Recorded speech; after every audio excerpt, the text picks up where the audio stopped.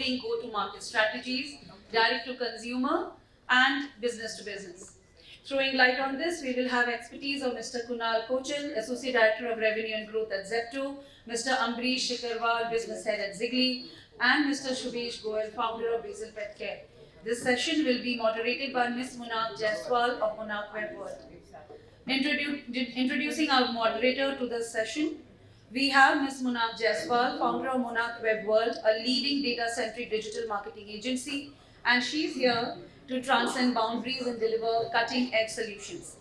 She started her journey as a woman entrepreneur in 2014. By 2023, she had a team of 70 plus dedicated professionals. Monarch Web World has already serviced 1,300 plus clients in 21 and more countries with about 98% customer satisfaction, managing and launching many national and international brands in media, FMCG, pet industry, fashion and more. Recently, Monarch Web World has been covered by reputed US-based magazines and media houses, including Disrupt magazine. Thank you, Monarch, for attending this session. Calling upon our first panelist of this session is Mr. AMBARIS SIKARWAR, Business Head Zigli, an IIT alumni. AMBARIS has over 22 years of experience in multiple leadership roles in sales, marketing, logistics, and e-commerce.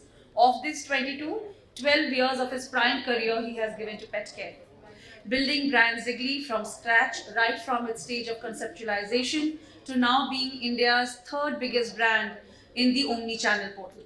Zigli, under AMBARIS's leadership, is one of the fastest growing D2C brand in India. AMBARIS carries with him a rich work experience from his previous organizations like Mars, Colgate and Reliance. Thank you, AMBARIS, for being here.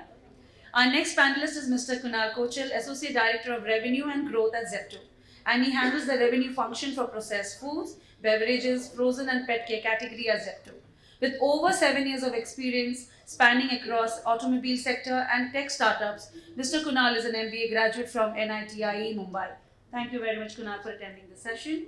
And our final panelist is Mr. Subhesh Goel, who heads the renowned and successful pet product brand BOEL since 2015. Known for its quality and affordability, BOEL has a vast catalog spread into categories like hygiene, grooming, accessories, nutrition, toys and more. After completing his masters in the United Kingdom, Subhesh was working with a retail giant until he found his soul calling in pet care and returned back to country to start BOEL, which he has established to his current position and where it is now. Thank you all, and Monarch, the stage is to you. Thank you so much. Thank you, Vinay sir and Linda ma'am, for the opportunity. Though I'm associated with IIPTF for a long time now, but this is the first time I'm here at IPID on the stage with you all. So welcome on board, everyone. Thank you.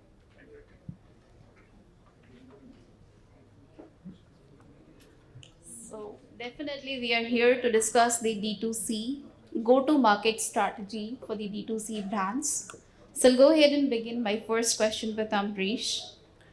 AMBARIS, to go ahead and ask you, what kind of impact do you hope to have in pet industry with your services and with the kind of segment that you are in? So I think the first thing when you visualize or think of a pet is love, and that too unconditional. So I think the biggest piece that starts is the unconditional love. That is the biggest impact on the mankind, and it is not very recent. It has been since ages.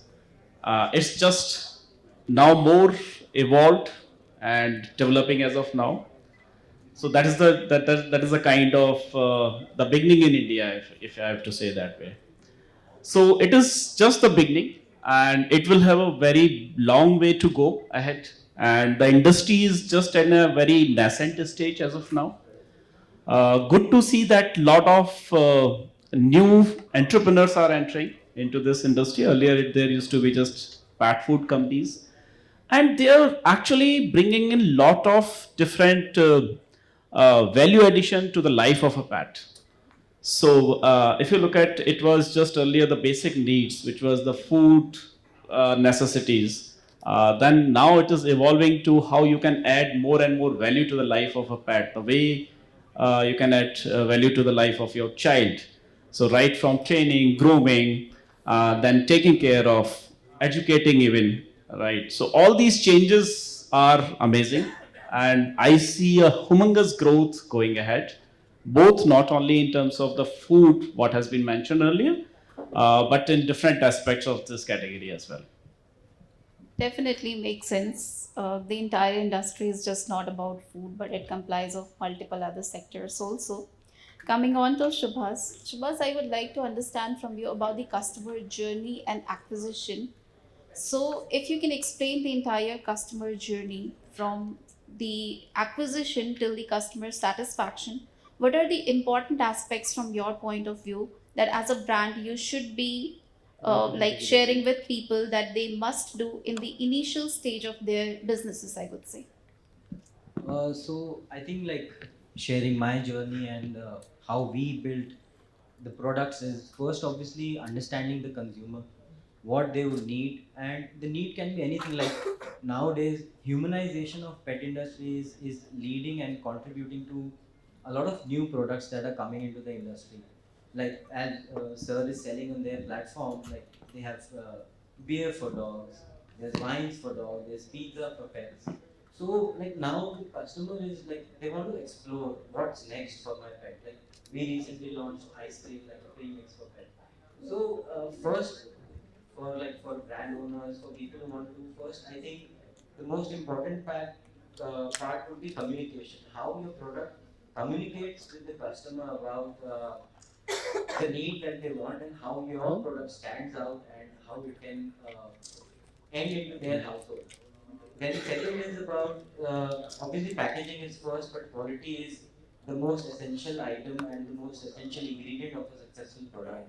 The customer can like first purchase the product, but if the quality is missing, then they will never come back again to you. So you have to like build a magnet and build the quality that the customer is coming back again and again, looking only for your product, ignoring other products that are also available at the shelf. And most important is the well-being of the pet. Because if you are not focusing on the well-being of the pet, even after fulfilling all the needs that the pet parent wants, then if you don't have a healthy client that is your pet, then you won't have a long running regular recurring requirements. That is what I would say to contribute to the success of the product. Moving on to that with the second question, if we go ahead and talk about the journey of a customer from purchase to satisfaction, what are the important factors, what are the important things that you should consider as a brand in your mind in order to go ahead and provide a seamless experience to the user? I think this has covered some of those things, so I would reiterate some of those things. So, some trends that we are also seeing on our platform is customers are more and more open to try out new products. Even brands which are hardly 3 to 4 year old, they are doing well on our platform and continuing to grow month on month, just because of the customer's openness to try and then the quality of the product. So both of those things. So those things are like the fundamentals to help brands grow going further. Another thing that we realize is, and it's very important, is in terms of the consumer of the product is very different from the buyer of the product. So while the quality appeals to the consumer, the buyer needs to figure out if it's the right price point. So that helps the brand to actually grow further. So we've seen specific to some brands where if they're able to like launch products at different price points, which appeal to different sets of customers, so that actually helps in accelerating the growth of the brand overall. So I think these would be the three key aspects. Definitely, that makes sense. Coming on and moving on to the second question is, there are so many established brands in the pet world, I would say pet business world, wherein people trust them. But there are like multiple new coming brands wherein people do not trust these brands, which is new in the market. Maybe they do not have that kind of brand recognition, or people do not have any idea about the quality of the product. So if I go ahead and talk about any kind of quick commerce, how is the consumer behavior on a quick commerce? How adaptive they are to these kind of new brands which is coming on quick commerce? Then what is quick commerce doing for these kind of their customers, which is a pet business owner, in order to have them onboarded and in order to go ahead and have their business running through the quick commerce? So while the dominant brands are the category leaders and they continue to do well on our platform, one thing that we've been very focused about from at least the last 8 to 10 months was to be open to experiment with multiple brands. We've had brands as young as 2 years old. So brand founded 2 years old is live on our platform, especially for pet care. We see a lot of D2C brands in human food and non-food, but we've been open to keep that same experimentation spirit in terms of pet brands also, and they do well to an extent. Couple of things that we've tried to do on our platform is, one is in terms of awareness. So we realized not only in terms of a new D2C brand, but a lot of customers do not know that pet care as a category is available on the platform. So that is something we continuously try to solve through events. We have events almost every month. We do extensive reach out through CRM, social media, digital, and we have enthusiastic brand partners like Rules who help us with certain specific events also. So that is one part in terms of awareness.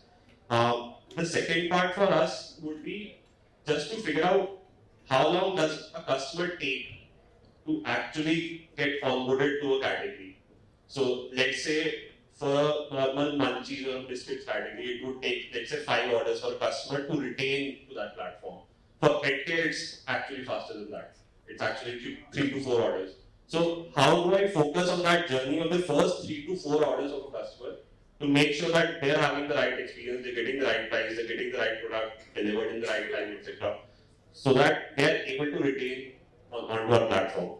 Another thing that we're doing in terms of especially the new brand awareness is to do a lot of targeted sampling. So let's say any customer who's used to buying a certain cat food, and we know that based on the kind of cat food that they're buying, is it an adult cat or a young cat, kitten, based on that targeted sampling for a new brand product.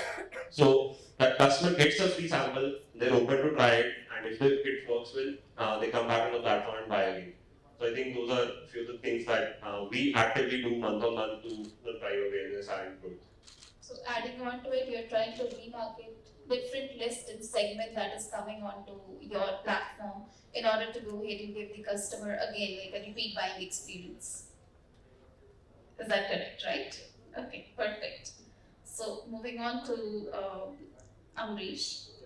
So Amrish would like to understand over here, like people buy the product. What is there in the customer delight section that is missing in the pet food industry?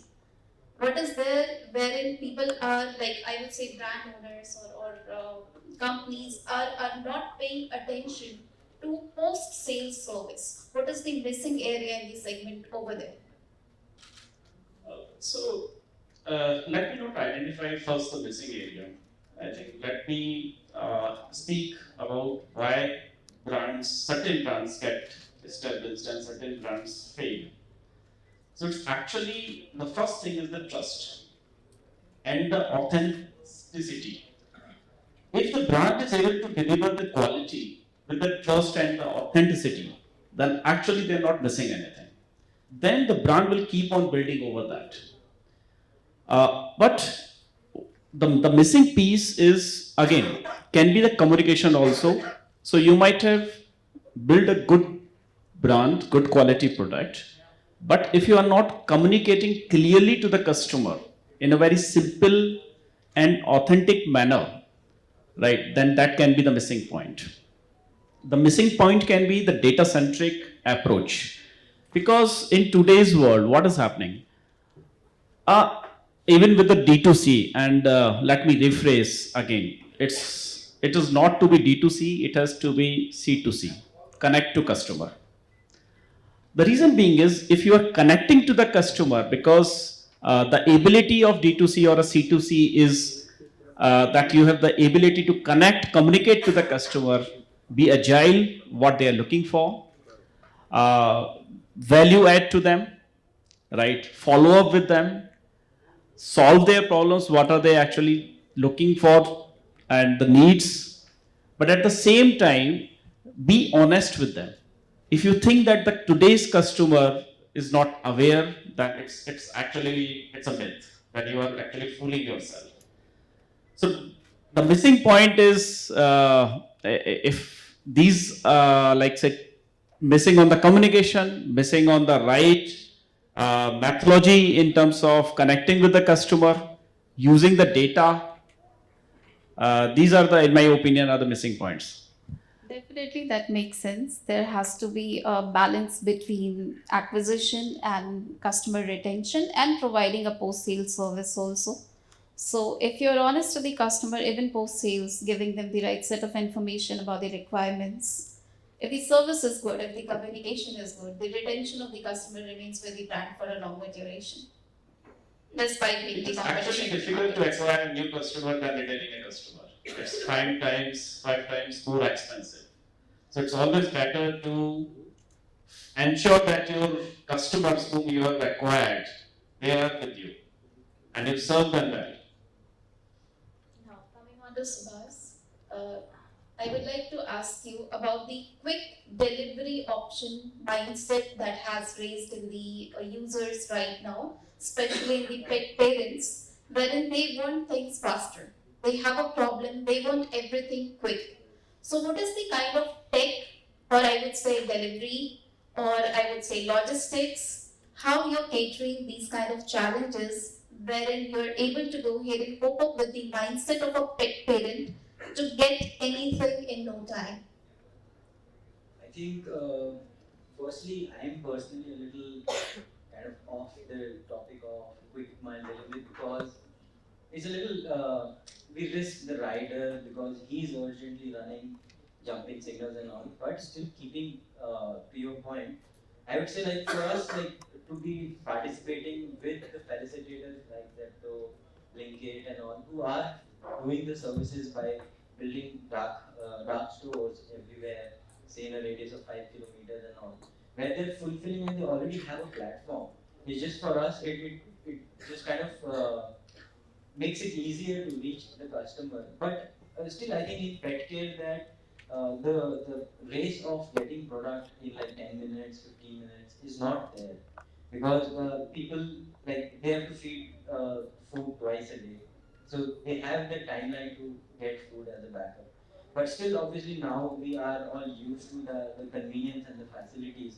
So for us as a brand, we always feel that we should tie up with the last mile delivery runners and use their facility and platform and collaborate together to fulfill the customer's need.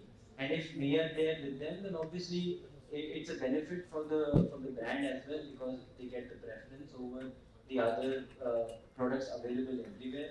And also for the platform provider, it is a benefit that their customer needs are fulfilled instantly. Awesome. That makes sense that collaboration is the key over here, wherein the moment you collaborate with different partners like Zepto, definitely that solves a lot of problem. Coming over to you again, Kunal. So would like to ask you, like Zepto says 15 minutes delivery, and definitely the products are 10 minutes delivery. Okay, correcting that. So 10 minutes delivery. So what are the kind of challenges as a company, as an organization you guys face when you have a 10-minute delivery slot for a kind of product, which could be like difficult to manage at the back end for you? How are you managing the challenge, all the challenges that are coming in the picture of 10 minutes delivery? And what are the challenges that you face in this list? That's a big, wide scope question. I'll try to answer that. I think a lot has to do with the overall operational efficiency and operational discipline. I think that is the core of how we operate and how we've been succeeding so far.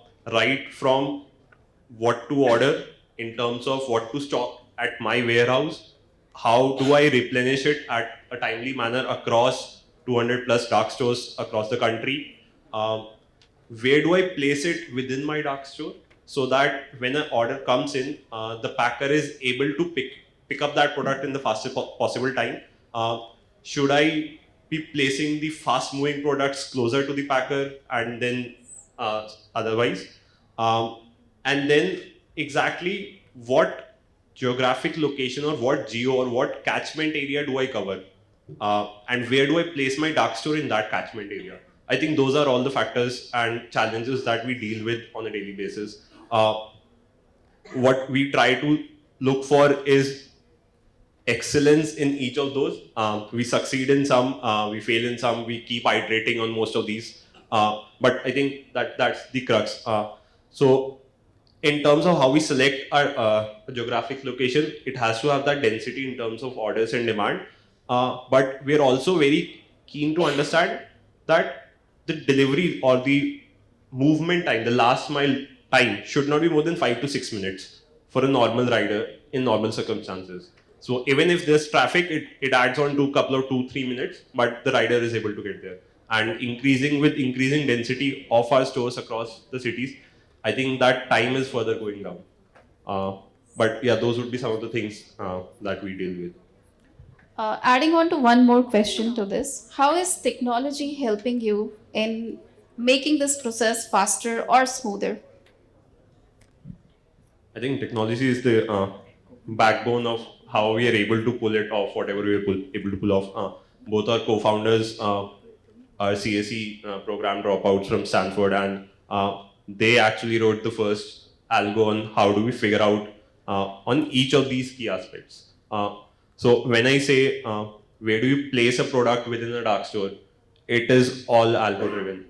When I say how do we replenish a product, what is the replenishment cycle for a product from our main warehouse to 200 plus dark stores, it is all tech driven. So while we are tinkering with the algo and we keep on running experiments to improve that further, but it is all tech driven. When you open the app, you see on the top of your app orders delivered within 9 minutes. That timer is a dynamic timer based on the traffic conditions, the supply that I have at present, what is the packer efficiency, what is the order load on that particular dark store. But it is all tech driven, and that kind of helps us to scale across.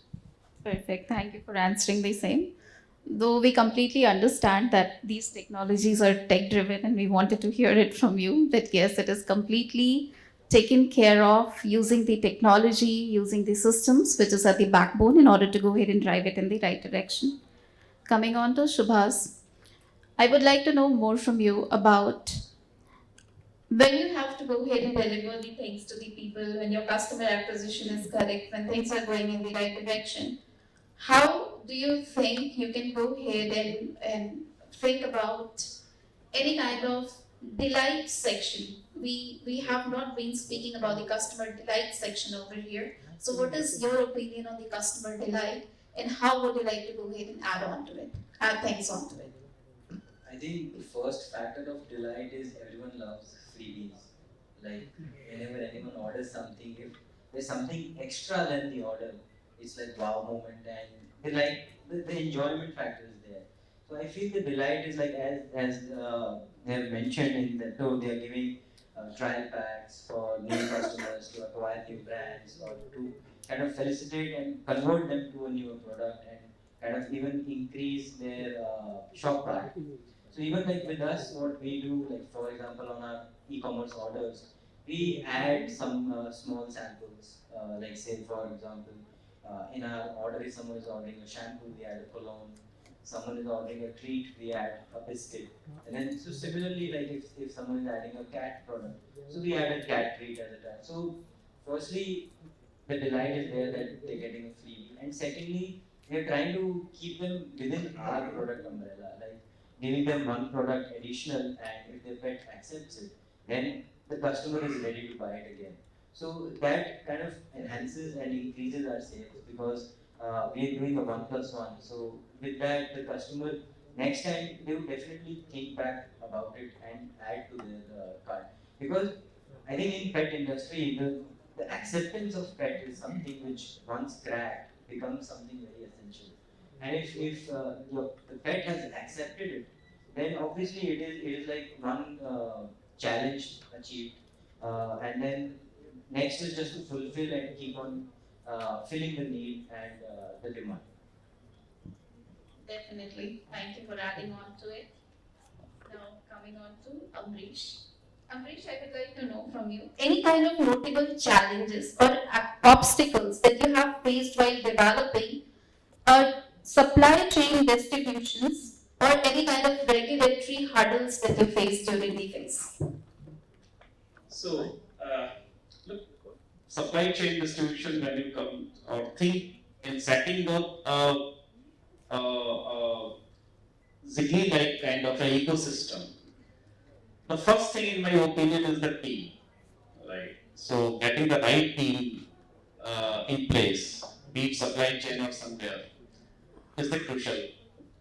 So, yes, since this category is a little challenging in terms of the range, because it has a product which weighs almost like a 20 kg also, and even as small as good as a 50 gram or a 25 gram as well.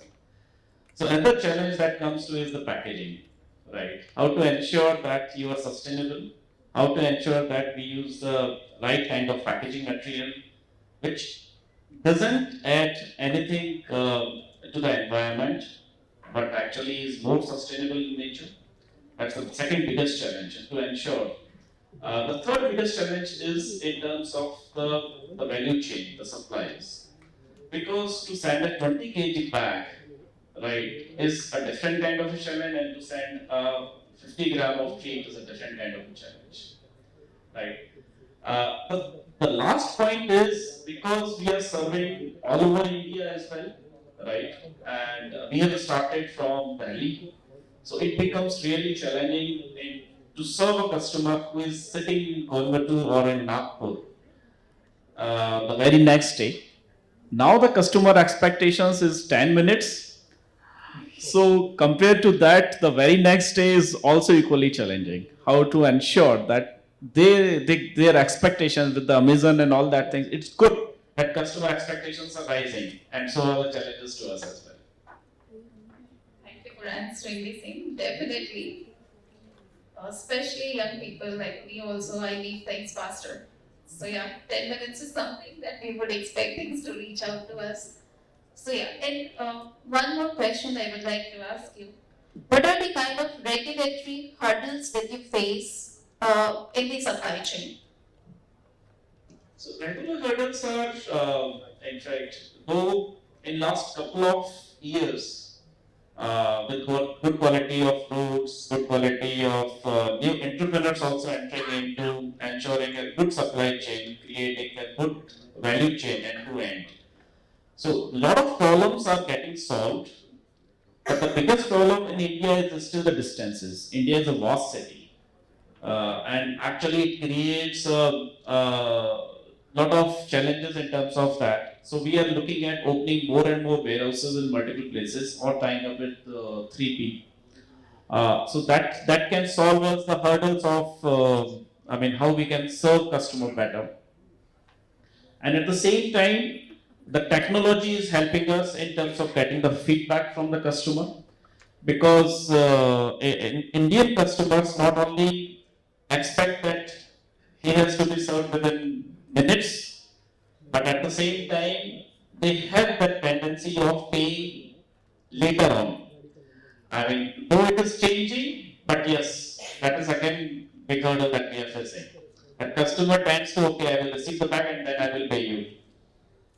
So again, tracing back that money back to our system is again a big hurdle. Perfect. Thank you for answering this thing. I'll move on to Shubhas. Shubhas, I would like to know from you. How do you see the pet industry evolving in terms of technology, innovation, and how do you plan to stay ahead of these kind of trends which is coming in picture? Firstly, it's Shubhesh. No problem. So obviously, as the previous conversations has been, technology is obviously a vital factor of any industry, not even the pet industry, but every industry is now tech driven, and technology is essential part of everything. Say like 10 years back when Instagram was not there, everyone was living a normal life. Now everyone wants to be an influencer, wants to live an influencer life. So, even we have been a little late in the whole journey. We never thought the whole impact of Instagram and I would say like the youthful communication or the impact what every brand's journey has. Instagram now is playing a very important role. A lot of new brands using technology, using these social media platforms are definitely building their awareness, their consumerism, and also like obviously building the sales through that. Now, like everyone, if someone has to be online, do an e-commerce, they have to be dependent on Meta and Google. That is their like go-to place for an exploration. So similarly, it's about tying up with them. Then we have platforms like Zepto and all quick commerce platforms. So being there, having your e-commerce availability, tying up with marketplaces.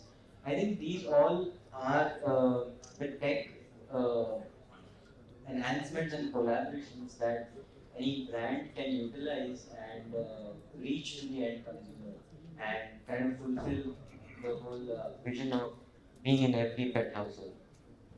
Great. Awesome. Thank you for answering this. Coming on to Kunal. All right, let's cover it up, and we are ready to go into taking questions now.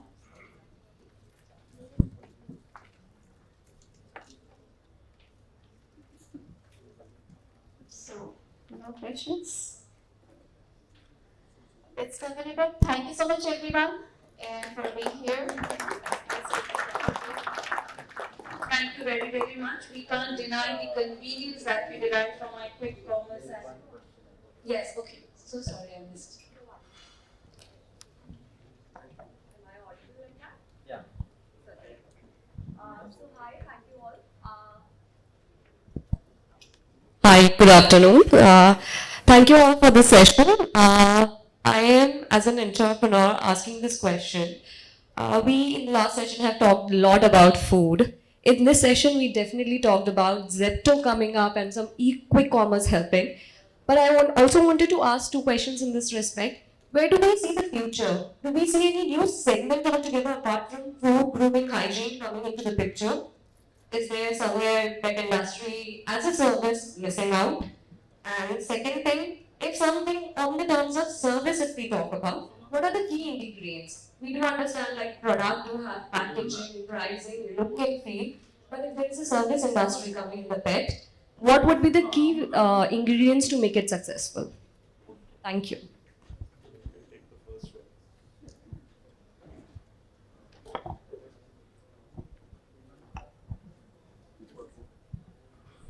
I'll take the first one. I think a couple of the previous panelists have also mentioned this. While pet food continues to dominate the industry, recently we've seen grooming and accessories. These are the two fastest growing categories within the overall pet care portfolio, and we've seen this pan out within our platform as well. While pet care for us has been doubling every few months since the last 1.5 years, it has been 3 to 4x in terms of growth versus the platform growth. So has been quite fast, and continuously it's been growing even in the last few months. But at the same time, grooming and accessories, these two categories are growing even faster, 50 to 70% faster than pet care in general. So for us, these are the two focus subcategories that we think will overall improve the category size while pet food continues to dominate. Yeah. So, in terms of technology or what will be the new changes coming into pet care? So, I'm sure very soon you will be seeing some of the pet fit brands. Like I'm sure like 70% of the audience sitting here are wearing smartwatches. So there will be smart pet fit bands as well, wherein they will not only help in terms of identifying the right kind of food, activity of a pet and all that, but at the same time giving the right diagnosis to the veterinarian and helping a healthy life. So that is part one. Part two, in terms of other than food, the services. India still lacks skilled groomers or skilled dog trainers. So that is still a big gap. And in terms of getting a right training academy who can actually upgrade the skills. And in fact, the graduates and all those educated, it is not looked at as a career till now. So I think we need to bring that glamour to this category. We need to bring that glamour to this service part, so that the youth, they started thinking that as a fantastic career ahead. I mean, why to go for a B.Tech or being a doctor or a veterinarian? Why can't fantastic glamour dog groomer or a fantastic dog trainer? Though there are few, but there are, again, as I mentioned, there are few on the fingertips only. So Some in the room. yeah, some are in the room. I'll just add a small factor to your question, that obviously we have heard everyone talking about pet food, and they also mentioned that it's a $1 billion dollar industry, and if 70% is pet food, still 30% of that $1 billion chunk is big. If we all focus on that, maybe you never know that you are the next one bringing a quality or a better advanced product. It's just that we all need to focus on the quality, and obviously with Indian economy, we have to also make it affordable, so that with the masses it can reach everyone. Obviously we cannot only just target the HNIs and just fulfill their needs. We need to like think about the volumes, so that has to be quality to affordability. Wow. So such beautiful insights about D2C, and of course my two bits. Of course, even I feel that direct to consumer now is not just a lateral, it's a mindset. You know, and understanding a consumer in its life stage helps us to get higher repeats, and we then have a customer for life. So great insights by our esteemed guests. Thank you very, very much. Just May one I- second. I would like to add something to the service industry. Though I am a part of the service industry, it's an industry which is driven by passion. So anyone and everyone who can go ahead and have the passion to change a pet parent life, or to go ahead and change the life of a pet, can be the best person in the service industry. You have to have the right set of knowledge. Expertise and experience will come while you start working in this segment. It is just a matter of time wherein you start gaining experience. But if you want to do something in the pet service segment, if you have the passion, if you have the right set of knowledge, if you have the right set of people around you, community around you, who can drive you in the right direction, success is not far from any entrepreneur budding in the service industry. It's a good thing to do. It's the best thing that you can do if you're young, if you're passionate, if you can devote your time and passion towards the service industry. Thank you so much. Thank you, Anand. Can we have Binoy Sahi on the stage, please? Requesting you please felicitate our speakers.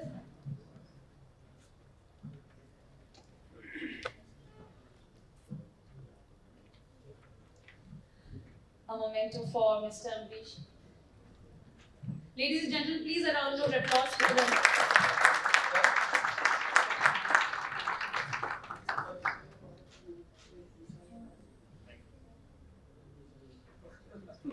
Subhesh Goel.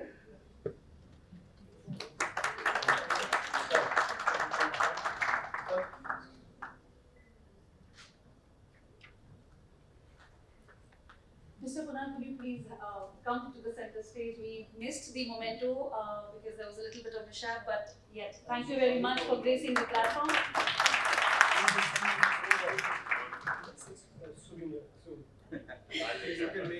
And Ms. Mona for a beautiful moderation of the session. Thank you very, very much, ladies and gentlemen.